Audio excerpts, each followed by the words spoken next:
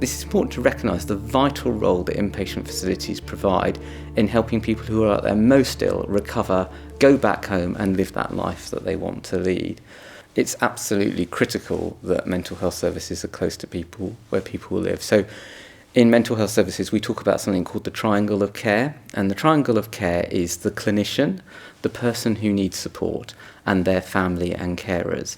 And it's by those three groups coming together that we help people recover and live the best life they can. In terms of the demand for mental health services in the NHS, there is a very significant increase in demand that we've seen, certainly since the COVID pandemic hit, which we think is related both to the illness and the impact of lockdown on people's lives. The building at the Abram Cowley unit in Chertsey has some significant challenges in our ability to deliver high quality and safe care. When it was built, predates some of the standards and quality requirements we would expect as basic today.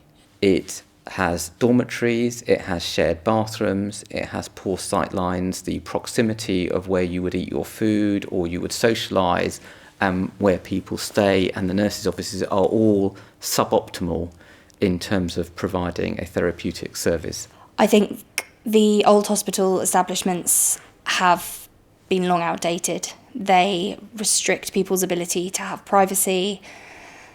They're not necessarily as fit for purpose as they could be, and they don't incorporate the growing technology that we have today.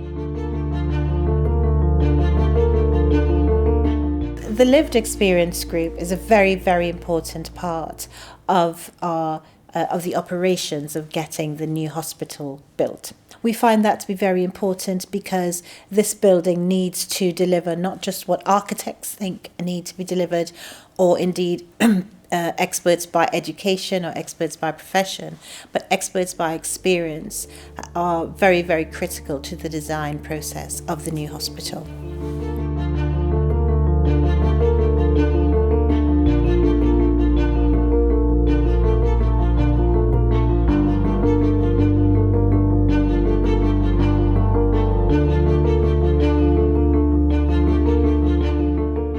For the building to function well, it needs to have a good logical layout. There needs to be this sort of implicit security, so it doesn't feel institutional, but you have that security of knowing that you've got good observation on the wards. And then within the spaces themselves, good natural light, natural ventilation and views out to nature are quite key to making the spaces feel calming, therapeutic. And that's the same for staff and patients.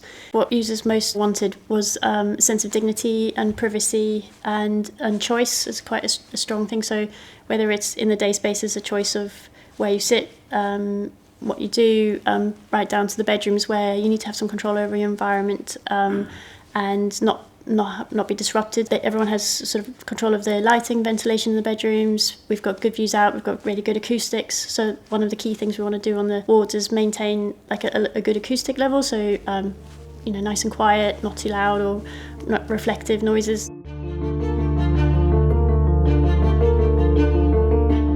So these new hospitals will have really good environments that are really therapeutic, fantastic sight lines. They'll attend to the well-being of people, providing them en-suite bathrooms, and they'll have digital facilities that mean that we can support them and look after them to the best of our ability.